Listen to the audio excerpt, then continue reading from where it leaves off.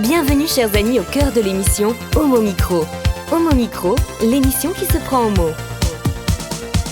Au cœur de la culture LGBT, QI+, Brahim Naik Balk, entouré de ses chroniqueurs, inonde de couleurs les ondes depuis 2004.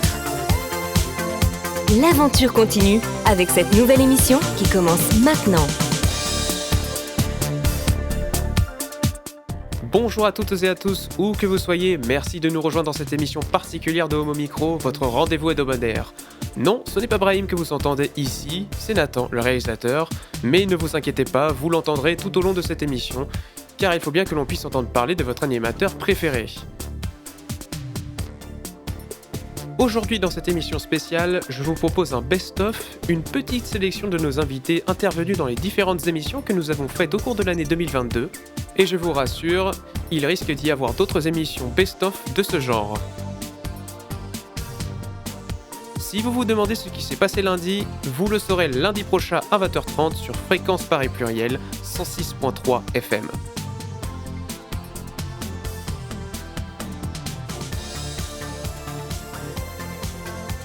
Passons maintenant à notre premier invité. Si vous vous souvenez, avant l'été, Brahim recevait une personne particulière et très importante dans la lutte LGBTQIA+. Et si vous aimez le sport, dans ce cas-là, je vous laisse avec Brahim pour profiter de cette première et magnifique interview. Homo Micro, l'invité du jour. Et nous sommes avec notre ami Manuel Picot, coprésident fondateur de la Fondation FIER. FIER devient donc partenaire de la Fédération sportive LGBT+. Bonsoir Manuel Picot. Oui, bonsoir Brahim, bonsoir à toutes et à tous. Merci d'avoir répondu à cette invitation. Alors, deux structures, FIER et la Fédération sportive LGBT+.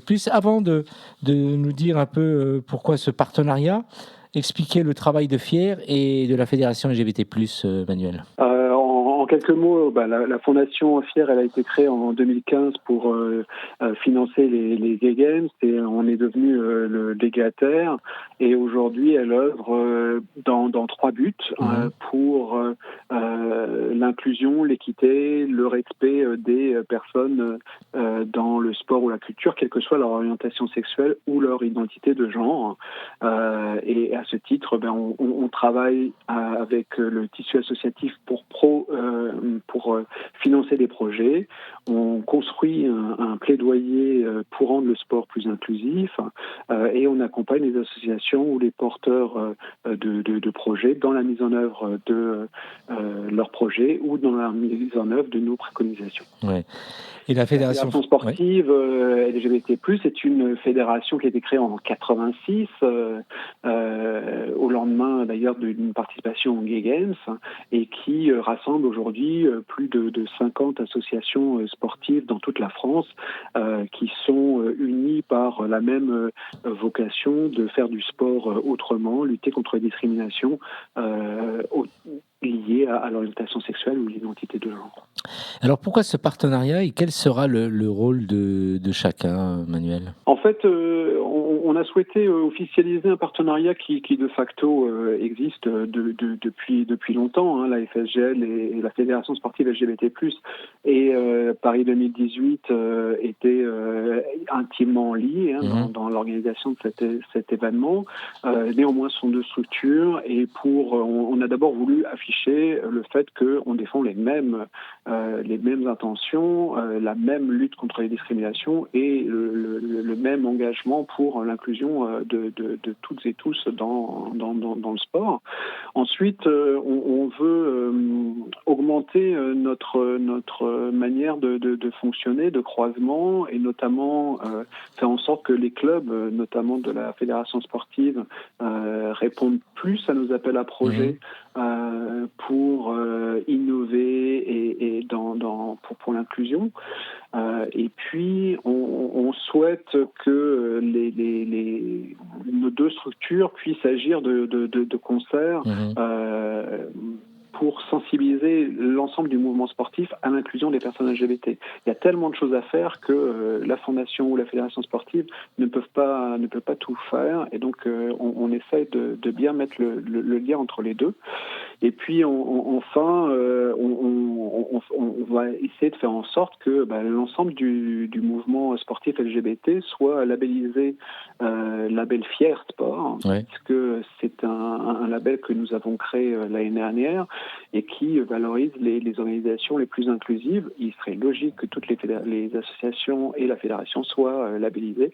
Donc on va les aider pour que ça puisse se faire. Depuis que le dispositif existe, l'appel à projet, nous dire encore une fois comment présenter un projet, quel type de projet et quels sont les projets qui ont été présentés jusqu'à maintenant pour nous donner un peu des idées. Et est-ce que ce sont des projets qui viennent d'un peu, par exemple, de toute la France ou essentiellement... Alors, on couvre effectivement toute la France. Ouais. Le dernier projet qu'on a soutenu, c'est quand même à Paris. C'était une exposition. C'est une exposition qui est en cours à l'Institut du monde arabe à Bibi, qui est une exposition d'œuvres d'artistes LGBT arabes et musulmans. Donc on a trouvé que c'était intéressant que ce soit à cet endroit-là.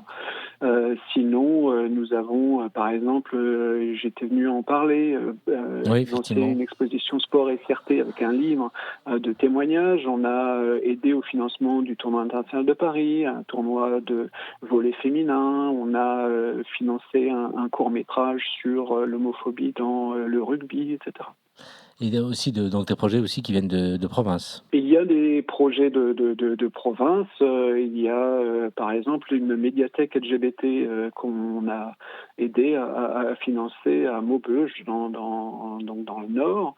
Mais il y a d'autres projets dans toute la France et on pense qu'il y a de plus en plus de projets qui vont nous arriver justement des régions. Pour revenir un peu à la fédération sportive LGBTQI+, un certain nombre de personnes pensent pourquoi absolument une fédération qui réunit les LGBT+, est-ce qu'il n'y a pas d'ouverture vers les clubs, les structures sportives classiques, est-ce qu'il y a une visibilité vers les structures sportives classiques? Qu'est-ce qu'on peut répondre à ça? Parce que le combat doit toujours être mené quand même entre personnes LGBTQI+, parce que tout n'est pas encore gagné et il y a encore énormément de travail à faire avant de prévoir éventuellement ce type de diversité un peu partout dans les clubs sans forcément avoir des fédérations de ce type. Toutes les fédérations affinitaires, comme la fédération sportive LGBT+, sont d'abord nées pour réunir des personnes qui se sentaient pas aussi bien accueillies dans les structures traditionnelles. Pour un mot, les sports délégataires, des sports olympiques par exemple. Et pourquoi aujourd'hui est-ce qu'on a encore besoin de ça autant d'années après, c'est que finalement tout n'a pas encore progressé. Certes, ça progresse. La visibilité des athlètes LGBT est plus forte aujourd'hui qu'elle l'était dans les années 80. Le premier coming out en France d'un athlète de haut niveau date de 99, c'est Amélie Mauresmo. Depuis les Gay Games, il y en a eu plus que pendant toute la période précédente. Mais il n'empêche que c'est une infime partie des athlètes de haut niveau qui s'affichent. Ce qui veut dire que c'est encore un sujet, c'est encore un sujet dans les stades, c'est encore avec de nombreuses insultes que l'on entend trop souvent, des insultes homophobes que l'on entend.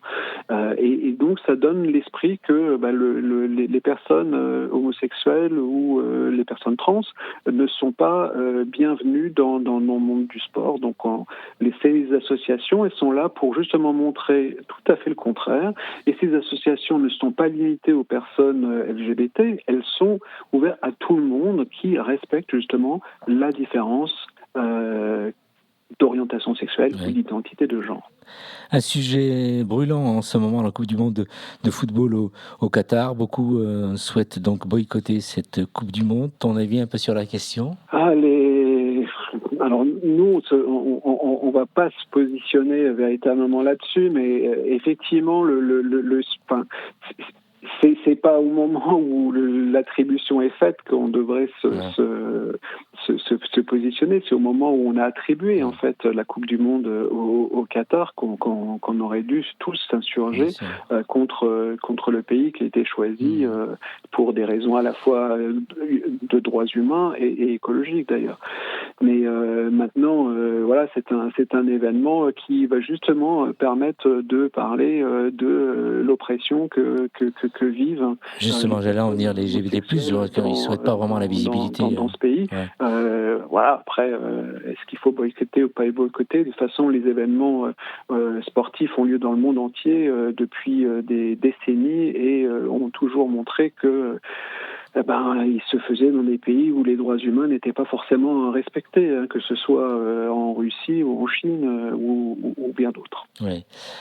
Merci Manuel Picot. Rappelons l'adresse de ton site internet. Fondationfier.fr. Très bien. Et pour présenter un projet, il suffit d'aller sur le site. C'est sur le site /projet. Fondationfier.fr/projet au pluriel. Et il y a la page d'explication avec tous les documents qu'il faut. Merci Manuel Picot. À très bientôt. À très bientôt. Au revoir. Bonne soirée à tout le monde. Bonne soirée, merci. Au revoir. Homo Micro, le cercle des chroniqueurs. Bonjour à toutes et à tous, nous voilà repartis pour une nouvelle saison d'Homo Micro et pour cette chronique, je vais vous replonger dans les années 80. Aujourd'hui, je vais vous raconter la fabuleuse et tragique histoire du groupe qui a fait sensation en 1981, Chagrin d'amour. Chagrin d'amour, c'est qui ? Le groupe est composé d'un gars et d'une fille.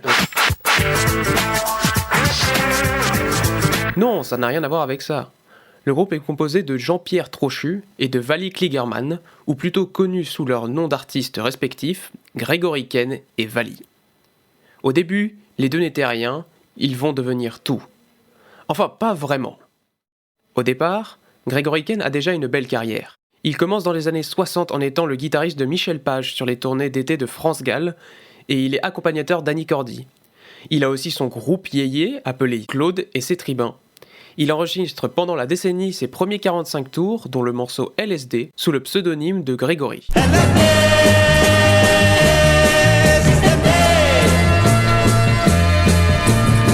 Autour de nous, les gens s'affolent. Grégory va ensuite jouer dans des comédies musicales dans les années 70, et il sera celui qui interprétera Ziggy dans la première représentation de Starmania à l'Opéra Rock. Vali, quant à elle, est très peu connue du public. Née aux États-Unis en 1958, elle commence sa carrière en tant qu'assistante de cinéma. Franco-américaine, elle s'était mariée en secret avec un Français dont elle était tombée folle amoureuse. Elle se fait connaître en même temps que son groupe. Elle anime une émission, Radio Tomate, en 1981, où elle promeut son single avec Grégory, formant définitivement Chagrin d'amour. Le single a une histoire particulière. Chacun fait ce qui lui plaît a commencé à se produire dans les années 70 avec Philippe Bourgoin à la baguette. Précisément en 1977. Avec un acolyte, le compositeur Gérard Przeurwicz, ils décident d'en faire une première version. Pas satisfaits de cette version, ils attendent 3 ans avant de faire une nouvelle version, qui au final ne sera pas plus convaincante. La suite, je laisse Grégory vous l'expliquer alors qu'il passait sur RTS. C'est arrivé incidemment cette histoire, est-ce que tu peux la raconter brièvement, Grégory, avec Vali ? Parce que Vali n'était pas du tout prédestiné à figurer dans ce disque. Je ne me trompe pas. Hein ? Grégory, raconte-nous un tout petit peu. Oh, ça vient des États-Unis d'abord. Oui. Vali était avec Philippe Bourgoin et Gérard Przeurwicz, l'auteur et compositeur. Ils avaient cette chanson dans un tiroir depuis très longtemps sous une forme normale de chanson avec une mélodie. Et c'est en rentrant en France, en se souvenant un peu de ce qu'il y avait dans la cuisine quand ils prenaient le petit café du matin, ils se sont dit, tiens, mais on entendait des raps toute la journée si on faisait cette chanson en rap. Voilà, alors la chanson est devenue comme ça. Vali ne devait pas chanter dedans, elle s'est retrouvée dans le studio. En un quart d'heure, on lui a dit, écoute, chante, puisqu'on a besoin d'une fille pour chanter, chante là. En un quart d'heure, elle a chanté la chanson. Et moi, j'ai fait à peu près la même chose. Ils m'ont appelé à 4h de l'après-midi, et à 2h du matin, on avait fini la chanson. Petite correction néanmoins. Quand Philippe Bourgoin demande à nos deux artistes de chanter, il parle. Cette chanson et ce tube est considérée comme la première chanson de rap français. Elle sort 4 ans après une autre chanson qui met le rap sur sa lancée, Rapper's Delight. Cependant, si Rapper's Delight a été une instrumentale de Good Times de Chic et des paroles ajoutées par-dessus, la composition de Chacun fait ce qui lui plaît est une composition originale avec des paroles uniques. Fermons la parenthèse et revenons au morceau. Dans cette interview, il n'est pas non plus mentionné les nombreuses inspirations utilisées pour cette chanson. La première qui va changer le style de cette chanson, c'est ce morceau. Ring, ring, 7 a.m. Move yourself to go again.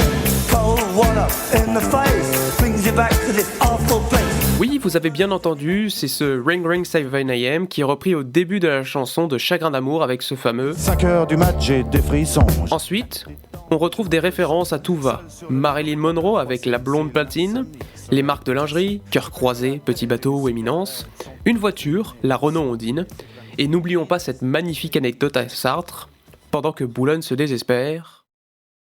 Bref, 3 millions de disques vendus plus tard, les autres chansons composées par le groupe ne connaîtront pas le même succès, et Vali décide de lancer sa carrière en solo en 1990. Alors que le groupe ne marche pas tellement bien, en solo, tout va mieux. Les deux sont appelés par Canal+ pour différentes raisons. Vali anime à partir de 1986 une émission avec Ala Chaba, appelée 4C+, tandis que Grégory devient voix off pour les jingles officiels de Canal jusqu'en 1991. Alors que lui reste, elle part de Canal pour redevenir animatrice radio sur Europe 2, faisant aussi quelques apparences sur le Dorothée Show et le Jackie Show. Mais tout finit mal pour le groupe. Même s'ils ont décidé de faire carrière séparément de leur côté, le projet n'était pas fini. Au début, ils étaient deux. À la fin, il n'en restera qu'un. Ou plutôt une, Denis. Parce que oui, Grégory tombe malade en 1994 et succombe à sa maladie du cancer 2 ans plus tard. Le groupe est bel et bien fini.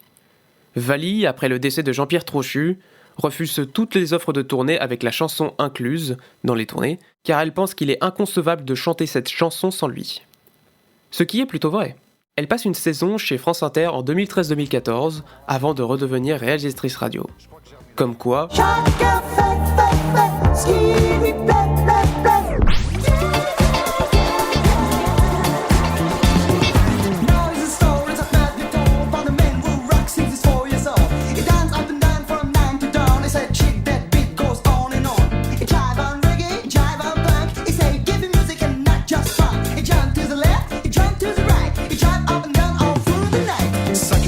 J'ai des frissons, je claque des dents et je monte le son. Seul sur le lit dans mes draps bleus froissés, c'est l'insomnie, sommeil cassé. Je perds la tête et mes cigarettes sont toutes fumées dans le cendrier. C'est plein de Kleenex et de bouteilles vides, je suis tout seul, tout seul, tout seul. Pendant que Boulogne se désespère, j'ai de quoi me remplir un dernier verre. Clac, fais le verre en tombant sur le lino, je me coupe la main en ramassant les morceaux. Je stérilise les murs qui dansent, l'alcool ça grise et ça commence. Faut les moutons sur le parquet. Et à ce moment-là, qu'est-ce que vous avez fait? Je crois que j'ai remis la radio. Précipice et tout.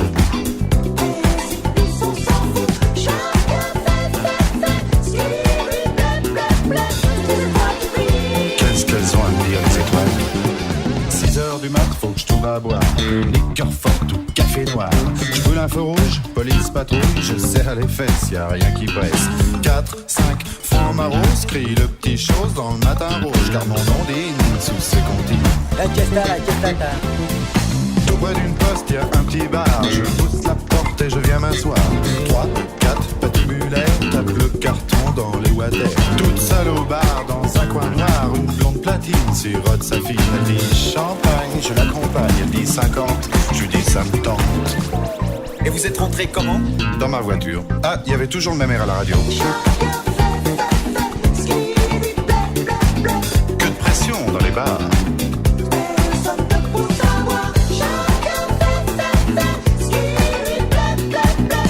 Les jambes, c'est manie. 7h du mat, l'hôtel. Je paie, j'abreuge, je fouille mes poches. Je sais c'est moche. Son sourire rouge, son corps qui bouge, elle fait glisser son cœur croisé sur sa peau bronzée. T'as les banilons qui filent sur le dodon, ses ongles m'accrochent. Tu viens chérie, le lit qui craque et les volets claquent. Seule dans le lit, dans ses draps bleus froissés, sur sa peau lisse, mes doigts glacés. Elle prend la pause, pense à autre chose. Ses yeux miroirs envoient mon regard. Des anges pressés dans ce bleu glacé me disent c'est l'heure. Je leur dis quelle heure? Et vous vous souvenez vraiment pas de ce qui s'est passé? Non, vraiment pas. Sous mes pieds, il y a la terre.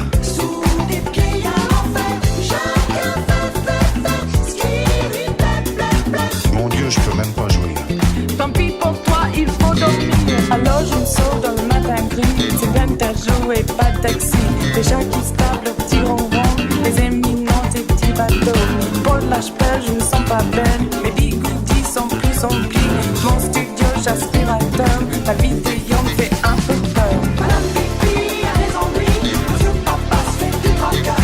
Dans les logis, des maladies, bébé famille, saouli. 8h du mat, j'ai des frissons, je claque des dents et je monte le son.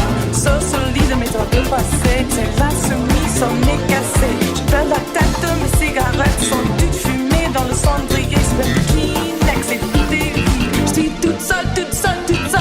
Pas dans Boulogne, c'est désespère. Je crois remplir un dernier verre. Clac, fais le verre en tombant sur les genoux. Je me coupe la main en massant les museaux.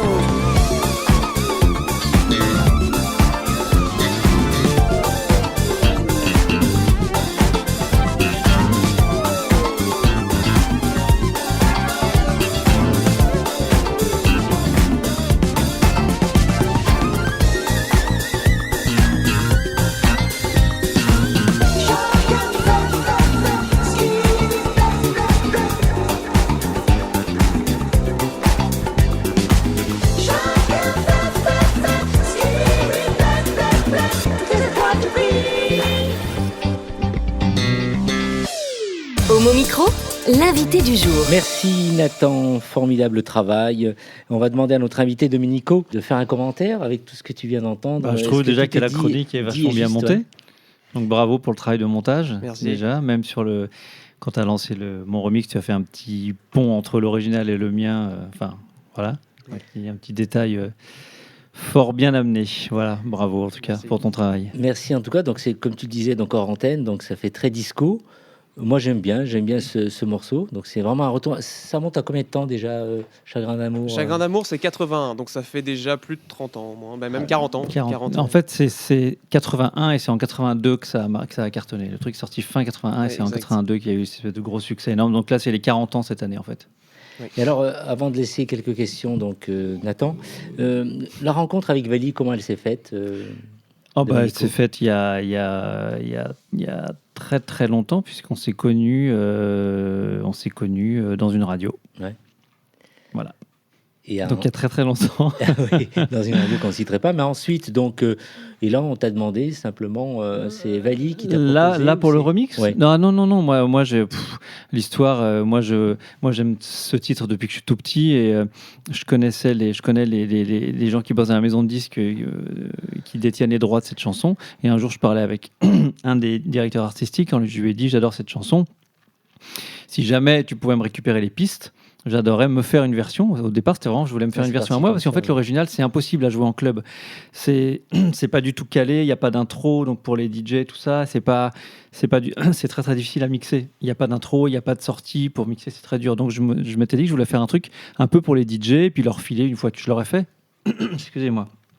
Et le temps a passé. Et enfin bref, je vais pas vous faire tous les détails. Et à un moment donné, Vali me dit, on a retrouvé la voix du titre. Et est-ce que si je te file que la voix, est-ce que tu peux me dire si le son est bon et si c'est possible d'en faire quelque chose parce qu'elle savait que je voulais faire un remix. Et donc elle m'a envoyé la voix seule. Ils n'ont retrouvé aucun autre élément de musical, ni guitare, ni basse, ni rien. Que la voix. Elle m'a envoyé la voix. J'ai écouté, je dis ouais, c'est mortel, c'est propre. Enfin, j'ai dû nettoyer la voix parce que c'était un truc d'époque, mais je dis non, moi je peux en faire quelque chose. Et du coup, je suis parti dans un délire de comme j'avais rien d'autre que la voix, tout a été rejoué avec batteur, bassiste, guitariste et claviériste. Et moi, j'ai joué aussi, bien sûr, pas mal de trucs dessus. Et c'est super parce qu'en fait, j'avais pas de deadline. Moi, il m'arrive des fois de faire des remixes qui sont des commandes. Donc, quand c'est une commande, on me dit tiens, c'est pour dans 3 semaines, 1 mois, etc. Là, j'avais pas de deadline, donc j'ai dû passer 2 mois dessus à peu près. Dès que j'étais dans le métro, j'écoutais mon remix pour voir si la caisse claire à gauche ou à droite me plaisait ou pas. Et donc le truc, vraiment, là, pour le coup, jamais je pourrais dire tiens, si j'avais su, j'aurais fait comme ça, parce que vraiment, je l'assume totalement. Parce qu'il m'arrive d'écouter maintenant des remixes que j'ai fait, même pour des gros artistes, je me dis tiens, peut-être j'aurais dû faire ça. Mais là, vraiment, je l'ai vraiment fait comme je voulais le faire. Et j'étais content parce que quand je suis allé chez la maison de disque faire écouter mon remix, il y avait peut-être 7 personnes de maison de disque. Il y avait Vali qui était là, il y avait Philippe Bourgoin qui est l'auteur de la chanson. Et ils étaient tous à fond tout de suite. En fait, ça m'a fait hyper plaisir parce que moi, c'était un truc de gamin. Et voilà, et comme je ne l'avais pas fait au départ pour que ce soit vendu, Ça m'a fait vachement plaisir parce qu'au final, ça a été vendu. Ils l'ont pris et voilà. Et le remix est sorti en juillet dans le commerce. Il va sortir en vinyle là en septembre d'ailleurs. Et donc voilà, c'est super. C'est une espèce de truc où moi je m'étais pas du tout fait un planning genre tiens, je vais faire ça parce que c'est un tube. Et puis finalement, ça s'est fait. Donc c'est super. Et puis la boucle est bouclée parce qu'avec Vali, on se connaît depuis très longtemps. Et Vali, j'avais déjà bossé avec elle il y a 20 ans sur un titre que j'avais fait qui s'appelait Beautiful Love sur une compilation d'un label qui s'appelle Kitsune, qui font aussi des fringues d'ailleurs. Et au départ, Kitsune, c'était juste un label musical. Et j'avais fait un morceau avec Vali il y a 20 ans. Et là, c'était une espèce de recollaboration, même si elle n'a rien refait dessus. Mais voilà, et en tout cas lié à ce projet-là, évidemment. Nathan ? Oui, déjà, une question quand même un peu plus simple, on va dire, au niveau... moi, je parle plus au niveau de la musique. Tu as dit, du coup, justement, au niveau des pistes, que tu avais seulement la voix. Tu avais réussi ils avaient récupéré seulement la voix. Mais du coup, la basse, elle est extrêmement fidèle à l'original. Est-ce que du coup, c'était une volonté de ta part de reproduire tout ça, ou est-ce que tu voulais justement te dire, oh, c'est aussi un peu, je veux aussi ajouter un peu de mon grain et me dire, voilà, je veux aussi faire quelques petits changements. Bah, bizarrement, je me suis pas du tout dit tiens, je vais rajouter de mon grain. Mais en fait, les mecs qui me connaissent, les DJ ou des amis qui me connaissent depuis longtemps, disent qu'ils reconnaissent mon son. En fait, c'est un peu bizarre. Voilà, Dimitri, un bon ami qui s'appelle Dimitri from Paris, qui est DJ et machin, et il m'a dit tout de suite, on reconnaît que c'est toi, et en même temps c'est mortel. Machin. Et moi, je voulais vraiment, enfin, je sais pas, le morceau. Il sera toujours plus fort que moi. Je me suis pas dit je vais changer la basse ou quoi. Le truc est mortel tel qu'il est. Donc j'ai écouté le morceau vraiment avec tous les slaps de basse. J'ai tout relevé, etc., etc. Et j'ai joué tout ça en midi et j'ai envoyé ce que j'ai joué en midi au bassiste qui a toujours rejoué à l'identique. Mais c'est vraiment hyper fidèle. Après la guitare. Elle n'est pas à l'identique, mais c'est très proche. Et puis, il y a le petit solo de synthé à la fin. J'ai mis du vocodeur aussi. Là, dans la version courte, il n'y a pas de vocodeur, mais dans la version longue, il y a du vocodeur que j'ai joué. Il y a des tout disco qu'il n'y a pas sur l'original, mais c'est très fidèle à l'original tout en ayant apporté. Moi, je voulais aller un peu plus dans le truc disco que funk. Et en fait, finalement, quand le truc est sorti, le disco était déjà mort en 82. Et moi, j'ai essayé de partir dans un truc un petit peu plus vieux, presque que le morceau original, parce que j'avais envie d'un truc disco. Et moi, j'ai grandi avec le disco. Donc voilà, je me suis vraiment fait un cadeau, quoi. Chagrin d'amour, ça te parle, Annabelle ? Oui, sorti en 81, donc j'étais née déjà.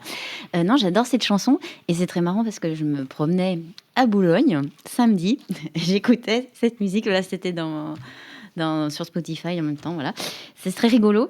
Et la deuxième chose, autour de cette table, donc pendant que la chanson est passée, 85% du studio avait un petit dodinement, était plongé dans la musique. Donc, très beau succès. Nicolas, le plus jeune. Oui, dans la catégorie faisons le tour des vieux. Merci. Non, alors moi, j'ai jamais vraiment apprécié la musique du début des années 80, en fait, même si évidemment je connais cette musique parce que je l'ai entendue. Après, voilà, ça reste des marqueurs de choses enfin voilà quoi, de choses qu'on entendait quand on était petit, à la radio, enfin voilà quoi. Donc ça fait partie de l'ambiance sonore, même si je suis pas hyper fan. Ça fait partie de l'ambiance sonore de ces années-là, donc ça rappelle aussi beaucoup de choses très positives et très sympas de ces années-là. Et puis je me souviens aussi surtout du clip de ce morceau, qui est une merveille d'iconographie années 80. Ouais. Quoi. Mais en fait, tout ça, c'est assez décadent, en fait. Je pense que moi, je ne me rendais pas compte quand j'étais gamin, mais les paroles sont hyper décadentes, ça parle de drogue, de pute. C'est ça, je ne me rendais pas compte, mais je pense au début, il y a grosso modo des clopes et du Kleenex, partout. Oui, voilà, donc, la nuit a été sympa, quoi. David ? Moi, c'est un morceau que j'ai connu par le biais de ma maman qui l'écoutait pas mal et c'était un morceau très chouette et je suis impatient qu'une boîte de nuit qu'on attend avec impatience comme le tango réouvre parce que j'imagine très bien ce morceau et ce remix que tu as fait. Et très bien fait, effectivement, tu as très bien dit qu'on dansait tous autour de la table discrètement mais quand même comme on le pouvait autour de nos micros et qu'effectivement, j'imagine très bien le diffuser pour la réouverture peut-être, ce serait très chouette. On va justement inviter très prochainement le responsable du tango pour nous parler de cette réouverture. Et effectivement, on va très bien passer ton morceau, Domenico, au tango très prochainement. Et toi, Étienne, un mot concernant ce morceau, donc le remix de Domenico et Chagrin d'amour, tu en as quand même entendu parler, toi qui fouilles, qui t'intéresse à tout. Oui, je suis comme David, j'entendais ça par ma mère qui l'écoutait un peu, donc comme c'était les goûts de ma mère, j'ai longtemps pas aimé. Mais cette version-là est vraiment très très très très bien, très disco. J'ai bien dansé. Je pensais qu'il y avait que dans les émissions de Ruquier où tout le monde disait vous êtes génial. Ici, en fait, c'est super. Il y a un espèce de truc comme ça.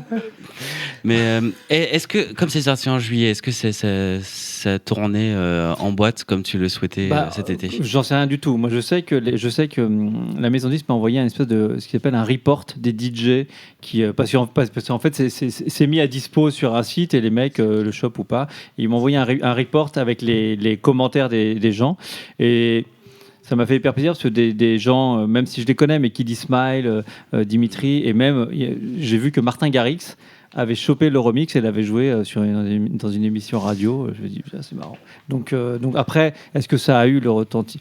C'est peut-être sorti un peu tard en juillet parce qu'il y a eu des délais absolument hallucinants. Tout prend un temps de fou, c'est insupportable. Mais en tout cas, j'ai eu des bons retours. Ça m'a fait plaisir, quoi. Donc on peut écouter ce remix sur toutes les plateformes. Toutes les plateformes, ouais. Et en boîte. Et en boîte. Et à chaque fois, tu vas dans toutes les boîtes pour l'écouter? Non? Comment tu fais? Domenico. Avec son disque. Vous voulez bien passer mon disque, s'il vous plaît? Merci Domenico, tu restes avec nous pour la suite de l'émission et on te redonnera la parole en fin d'émission. Merci d'être là.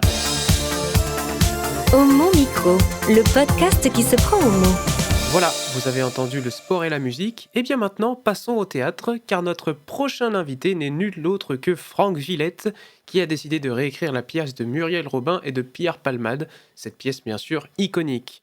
Il nous a fait l'honneur de venir dans l'émission pour parler de cette magnifique pièce. Je vous laisse donc profiter de cette interview magnifique avec Brahim, qui, comme à ses habitudes, sait ce qu'il doit dire. Homo Micro, l'invité du jour. Ils se sont aimés de Muriel Robin et Pierre Palmade, mise en scène par Grégory Jupin, avec Romaric Poirier, une interprétation différente et remaniée. Pour la première fois, un couple d'hommes s'empare des sketchs cultes du célèbre spectacle joué par Michel Larocque et Pierre Palmade il y a maintenant, 26 ans, vous vous rendez compte, 26 ans. Alors le résumé, ils se marient, ils divorcent comme dans plein de couples, ils se réconcilient, bref, ils s'aiment toujours, si on peut dire. Alors, entre Philippe et Nicolas, l'amour est sincère, profond, complice. Ils se reconnaissent par cœur, mais cela ne les empêche pas d'être de mauvaise foi, moqueurs, parfois même acides, mais avant tout, ils sont là pour nous faire rire et peut-être aussi nous mettre face à nous-mêmes comme un miroir. Alors, à partir du 30 juin jusqu'au 27 août, du jeudi au samedi à 21h30 au théâtre, Le Passage vers les étoiles. J'adore Le Passage vers les étoiles, ça veut tout dire. Vraiment, c'est vraiment très très beau. 17 Cité Jolie, dans Paris, le 11e. Si tu pouvais même me rectifier, Franck. Alors, avec nous... Non, t'as tout dit. Ouais, pour en parler, Franck Villette, qui est l'un des comédiens, et il va tout dire vraiment, Franck. Alors, une pièce revisitée, comme je l'ai fait comprendre tout à l'heure. Oui, quelles ont été les motivations et pourquoi revenir sur une telle pièce qui a marché? On peut dire que c'est toujours d'actualité, tout ça? Oui, oh oui. C'est toujours d'actualité. Là, donc, c'est une version 100% masculine. C'était l'originalité, justement, le but de reproposer le spectacle qui a été joué en version hétéro maintes fois, j'allais dire. Ouais. Et là, donc, c'est la première fois que ça va se faire avec un couple d'hommes. D'hommes, ouais. Alors, tu fais partie d'un des couples? Voilà. Non, il n'y a qu'un couple. Ouais, il n'y a qu'un couple, ouais. Et comment tu as accepté le projet tout de suite quand on t'a demandé de le produire, ou c'est toi qui arrive avec le projet? Dis-nous tout dans un Alors, c'est pas moi qui est l'initiateur du projet, c'est Romaric Poirier, Ouais. qui est le producteur de la pièce, qui a demandé les droits à Pierre Palmade et à Muriel Robin. Et donc, c'est lui qui avait depuis très très longtemps envie de monter cette version-là. Et donc, c'est arrivé cette année après plusieurs longues années d'attente. Donc, il était évidemment ravi. Et Romaric Poirier est un ami, hein, donc on se connaît depuis longtemps. On a joué ensemble plusieurs spectacles, tourné ensemble aussi, puisqu'il a réalisé quelques courts-métrages. Et on a créé un festival de courts-métrages ensemble aussi. Donc on se connaît très bien. Et on avait envie de retravailler ensemble pour ce projet. Ouais. Et donc, ça s'est fait. Là, on est en fin de répétition encore. On commence jeudi. jeudi. Donc, même si on se connaît, évidemment, il y a toujours des surprises. Non, mais c'est agréable. Même le fait de se connaître, on se surprend toujours. Donc, c'est bien. Il y a 26 ans, on peut imaginer que Pierre Palmade aurait pu jouer avec un homme directement. Oui. Oui. Enfin bon, c'est peut-être un peu plus compliqué il y a 26 ans. Mais, alors, qu'est-ce qui a changé depuis la pièce Les personnages, bien sûr, ce sont 2 hommes. Est-ce qu'on retrouve un peu les mêmes histoires, où tout a changé finalement? Alors, le texte, sans trop rentrer dans les détails, parce que l'idée, c'est d'aller voir aussi la pièce. Ah oui, bien sûr. Non, mais le texte n'a pas changé, puisque on ne fait pas une adaptation. On change forcément quelques petites phrases, petits gags, forcément, puisque là, ce sont 2 hommes, donc forcément, dans l'histoire, c'est obligé de changer, de modifier quelques passages.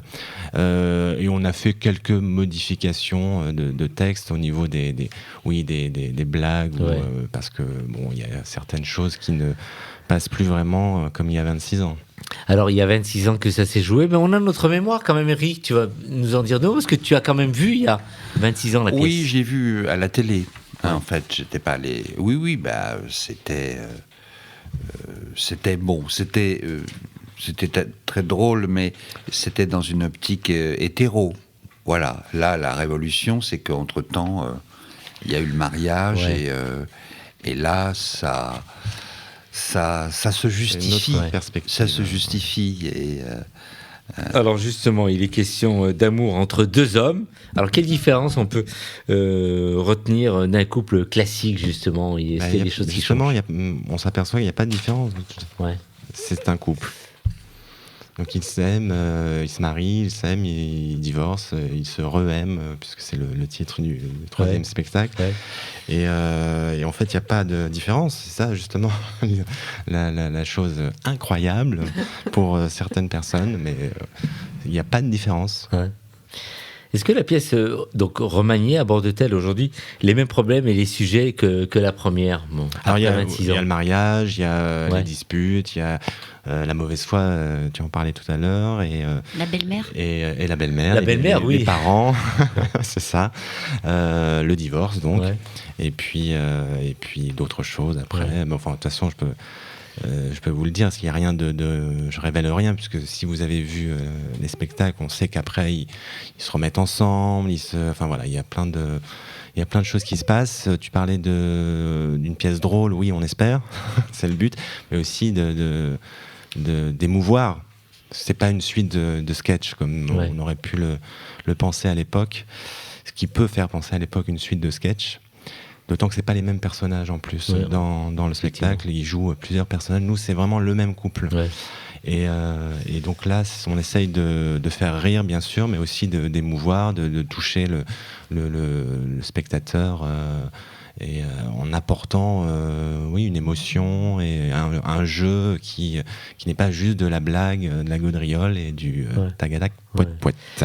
Il s'agit donc aussi d'humour dans la pièce. Est-ce qu'elle prend une dimension centrale? Il y a beaucoup d'humour, comme ça s'est fait avec... Oui, on garde quand même on garde l'humour, c'est quand même l'axe central. Hein.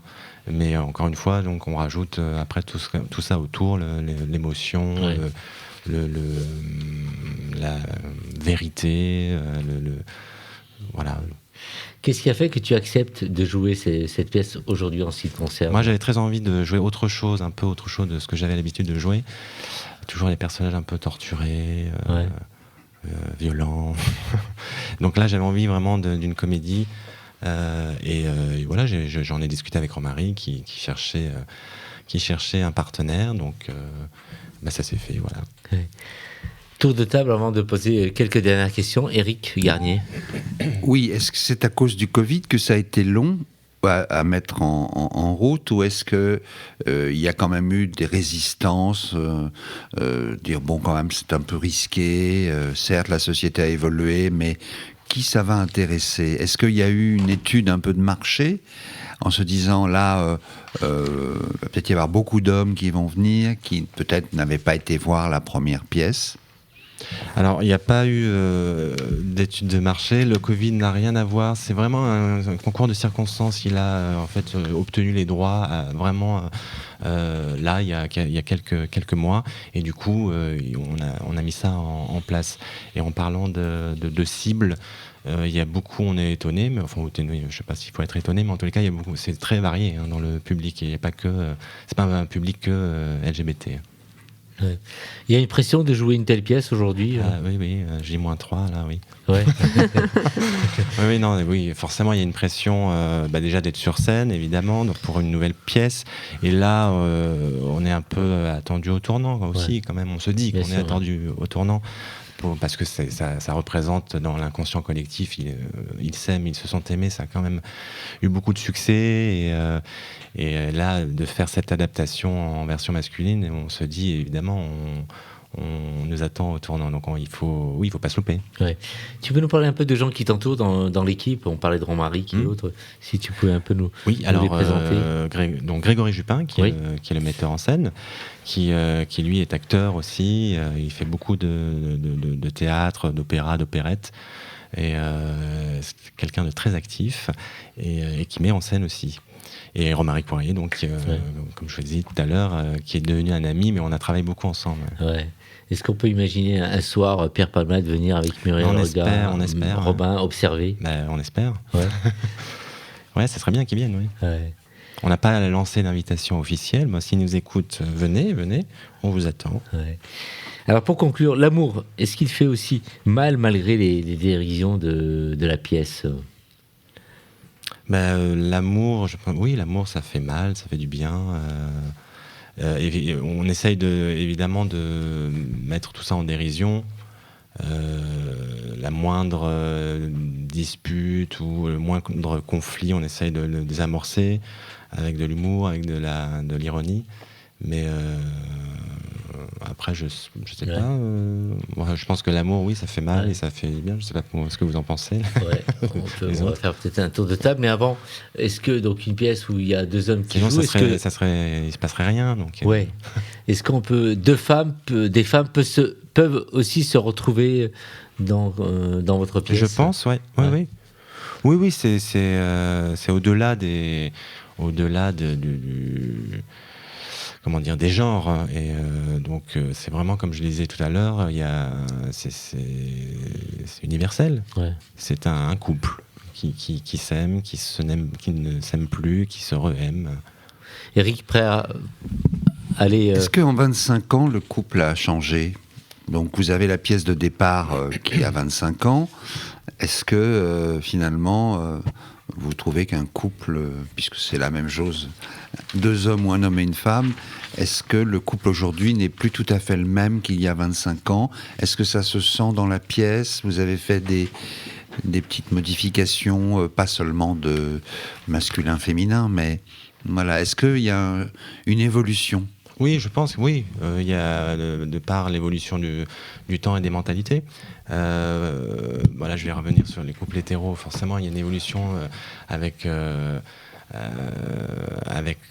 femme qui prend plus d'importance. Et c'est bien, des droits et des devoirs. Donc, après, oui, le couple je je pense que le couple a changé. C'était très à l'époque, je ne sais pas si vous vous en souvenez, enfin, Eric, vous l'avez vu, mais c'est vrai que par exemple le rôle de Michel Larocque était très cucu, très soumise, très enfin tout ce qu'on pouvait montrer. Alors évidemment c'était un peu des clichés, mais c'était poussé à l'extrême, mais c'était quand même très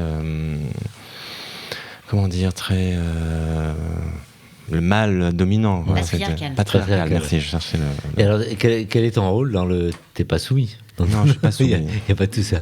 Il faut venir voir la pièce pour le savoir. Il faut venir là-bas. Alors, voir la pièce, on va essayer d'envoyer quelqu'un de l'équipe pour aller voir la pièce. Et l'idée, ce serait d'en parler le 4.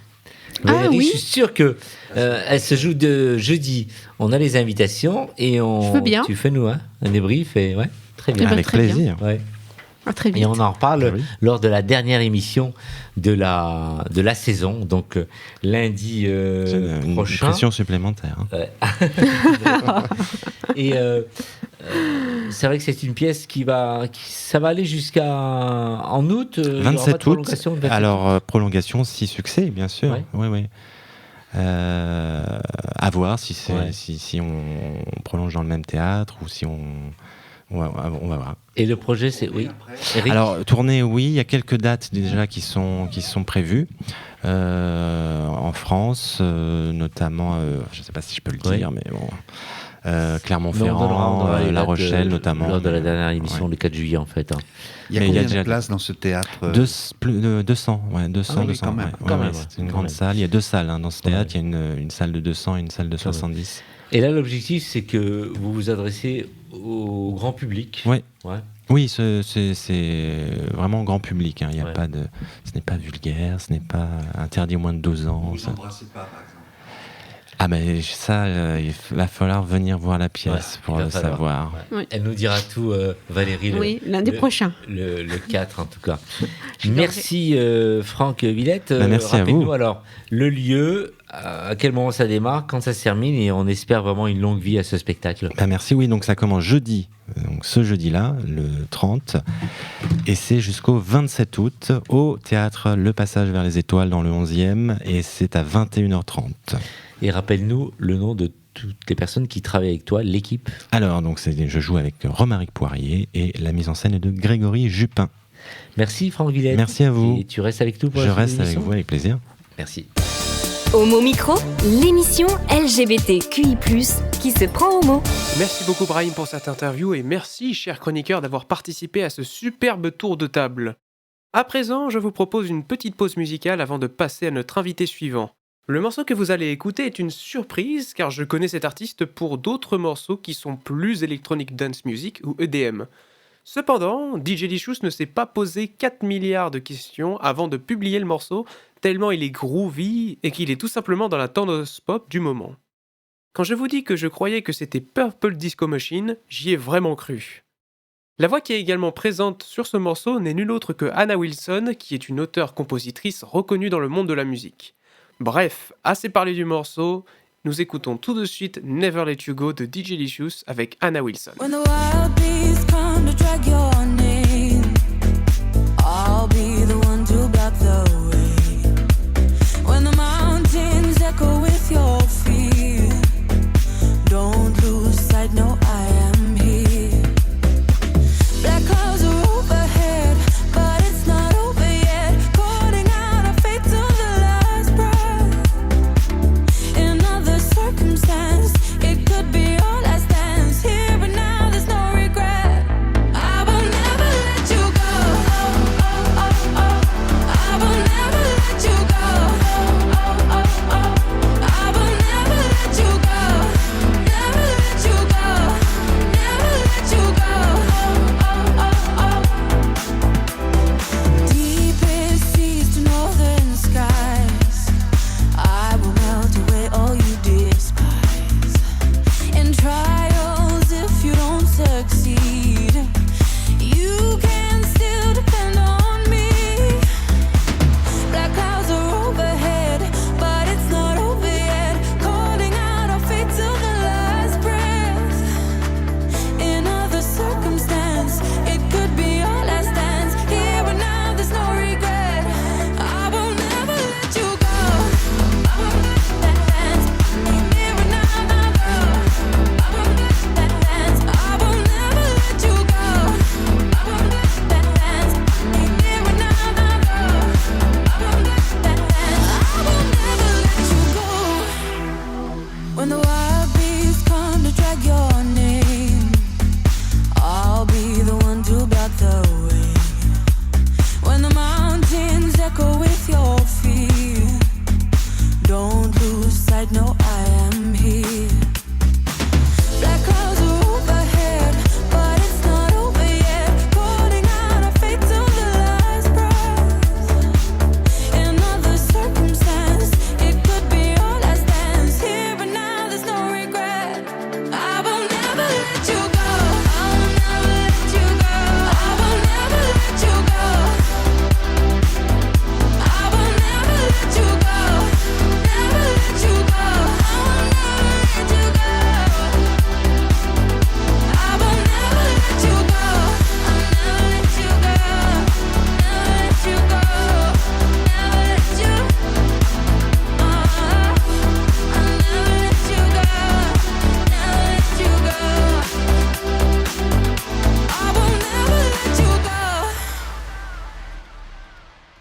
Homo Micro, l'invité du jour. Nous terminons cette émission avec Johan Caviro. Bonsoir Johan, vous êtes le président de l'association Flag. Et tout de suite pour nous présenter un peu votre association, quelle est l'origine de cette création Johan? Merci d'avoir répondu à l'invitation téléphonique. De rien, avec grand plaisir. Bonsoir à toutes et à tous. Donc en quelques mots, Flag est l'association LGBT+, du ministère de l'Intérieur et de la Justice. Donc tout ce qui est policiers, gendarmes, pompiers, magistrats, administration pénitentiaire et police municipale. Et donc l'association a vraiment été créée en 2001, donc il y a un peu plus de 20 ans, pour lutter contre les LGBT-phobies au sein du ministère et obtenir les mêmes droits pour les personnes pacsées que les couples mariés, puisqu'on était à l'époque 2 ans après la vote sur le Pacs en 99. Et donc, c'était pour obtenir l'égalité des droits, finalement, entre les personnes aussi pacsées et les personnes mariées. De fil en aiguille, le travail a continué. On fait maintenant de la formation en interne pour former nos collègues policiers et gendarmes à la prise en compte des victimes LGBT, de façon à mieux caractériser les actes, accompagner les services RH en interne sur des politiques plus inclusives, en particulier sur l'accompagnement de nos collègues en transition de genre. Et il y en a de plus en plus et c'est très bien, ils ont toute leur place et aujourd'hui l'administration les accompagne dans leur temporalité sur l'évolution du port de l'uniforme, sur les vestiaires, sur l'accès au logement pour les gendarmes adjoints. Donc aujourd'hui tout est prévu et aujourd'hui les personnes transgenres sont maintenant parfaitement intégrées dans nos unités et on travaille maintenant de plus en plus aussi vers l'externe pour accompagner le grand public dans sa relation avec nos services. Pour ceux qui auraient été mal reçus, ça peut encore arriver, et tous ceux qui ont peur de pousser la porte de nos services, de façon à les accompagner le mieux possible dans cette reconnaissance de statut de victime et donc dans le dépôt de plainte. L'application Flag qu'on a sortie il y a 2 ans, qui a pour but vraiment de libérer la parole, donc que l'on soit sur Android, iPhone ou même depuis le site internet de Flag, de pouvoir signaler tout acte LGBT-phobe dans la vie du quotidien, soit à l'école, au sport, dans la rue, lors d'un dépôt de plainte éventuellement. Chez le médecin, vraiment, au travail, tout le quotidien. On va pouvoir signaler en quelques étapes, finalement, de manière anonyme, qui est l'auteur, sa profession, ses origines, où ça se passe, quel type de fait. Et à l'issue de tout ça, l'application va pouvoir orienter les victimes vers les bons interlocuteurs. Si c'est un jeune de moins de 25 ans qui est victime d'homophobie familiale, on peut préconiser le refuge. A contrario, si on est une personne transgenre qui subit de la transphobie au travail, et on va pouvoir préconiser à outrance, une association spécialisée. Et voilà, dans tout le panel finalement des numéros 0800 qui existent à travers la France, tout le tissu associatif, tous les organismes d'État, et en fonction de ce qui est coché, la victime, on va pouvoir lui préconiser les bons interlocuteurs et surtout des bons interlocuteurs locaux. L'idée, c'est vraiment de pouvoir identifier les mains tendues à proximité de chez soi, de façon à être un peu moins isolé et surtout se faire accompagner. Donc vraiment anonyme, et le but est vraiment de pouvoir quantifier, de pouvoir identifier toutes ces violences du quotidien où finalement les victimes ne parlent quasiment pas, ne déposent pas plainte, et c'est quasiment 96% des victimes d'injures qui ne déposent pas plainte. Donc compliqué pour nous en tant que service public de pouvoir adapter les solutions, les bons palliatifs pour pallier ces violences quand on ignore où est-ce qu'elles sont. Et donc vraiment cette application permet de témoigner sans trop s'engager, et en tout cas nous permet d'identifier où sont les violences pour mieux les combattre. Johan Caviro, merci d'avoir vraiment terminé la saison avec nous. On aura l'occasion de vous recevoir et vous inviter en direct avec nous pour nous parler de tous les autres projets que vous développez, comme par exemple l'homophobie en milieu pénitentiaire. Dieu sait qu'il y a pas mal de choses dont il faut parler. On vous souhaite un bel été, longue vie à votre travail, et rendez-vous à la rentrée avec nous, Johan. Avec grand plaisir. Merci d'être intervenu pour cette dernière avec nous. Alors, Brahim, non, effectivement, ce n'est pas la dernière, chers auditeurs, ce ne sera pas la dernière émission, du moins de ce genre. Vous en retrouverez beaucoup plus d'ici là, comme je l'ai annoncé d'ailleurs en début d'émission. Si vous voulez retrouver Homo Micro, vous pouvez écouter tous nos podcasts sur toutes les plateformes de streaming, que ce soit Spotify, Deezer ou Apple Podcast, puisque vous savez, depuis très peu de temps, nous sommes de retour sur Apple Podcast. Et vous pouvez également nous suivre aussi sur les réseaux sociaux. Nous avons Instagram, la page Instagram et la page Facebook sont bien sûr accessibles à tous. Et enfin, si vous voulez à nouveau nous suivre et vous voulez nous écouter aussi en direct, vous le pouvez, chers auditeurs. Nous sommes tous les lundis soirs à 20h30 sur Homo Micro 106.3 fréquence pareil pluriel. Donc, soyez nombreux, venez nous rejoindre aussi, puisque nous serons très heureux d'ailleurs d'accueillir des nouveaux auditeurs.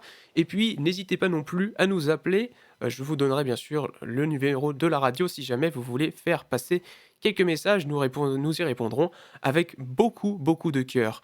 Je vous souhaite en tout cas de passer d'ailleurs une agréable semaine et on se retrouve lundi prochain à 20h30 sur Homo Micro, 106.3 fréquence pareil pluriel à 20h30. Ne manquez pas ce rendez-vous, prenez soin de vous ainsi que de vos proches. C'était Nathan, bien sûr, le réalisateur. On se dit à la semaine prochaine. Ciao, ciao. Hey! Oh non! Cette émission est maintenant terminée. Mais, un conseil, retrouvez l'ensemble des podcasts d'Homo Micro, l'émission qui se prend au mot, sur toutes les bonnes plateformes de streaming.